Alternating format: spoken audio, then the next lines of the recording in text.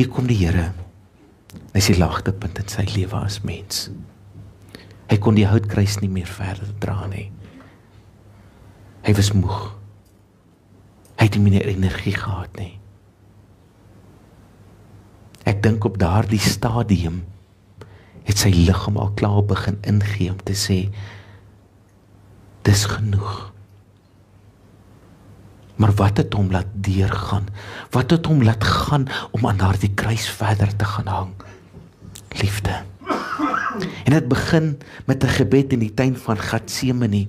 Julle moet dink waar dit begin het. Hy het gekom en gesê, Vader, as dit U wil is, asseblief, ek weet wat voor lê. Ek weet die pyn. Ek weet die wanhoop. Ek weet daar 'n skering tussen my en U gaan kom. En hy het daai pyn so intens gevoel. Daardie druk wat op hom moes wees. Dat sy sweet en bloeddruppels verander het. Toe sê hy, Vader, as dit U wil is, laat hierdie beker verby my gaan.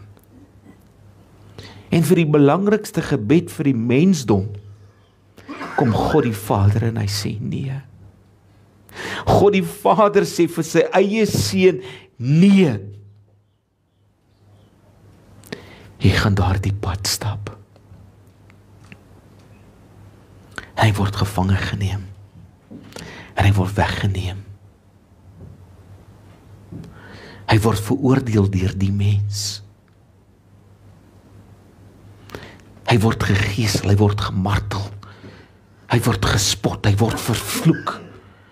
Hy word deur die strate gelei soos 'n slagskaap wat gelei word. Stikkend. Pyn. Die van julle wat gister hier was, toe ons die doringkroon op onsself gesit het, wie die doringkroon opgesit, ek moet vir julle sê, daai doringkroon kan jou nogal piets, né? Net as jy jou kop draai, dan druk hy dorings in jou. En hy daar die kruis gedra met 'n doringkroon op. En met elke tree het hy dorings dieper en dieper in hom gedruk. Dieper het ons sonde soos 'n doring in hom ingesteek.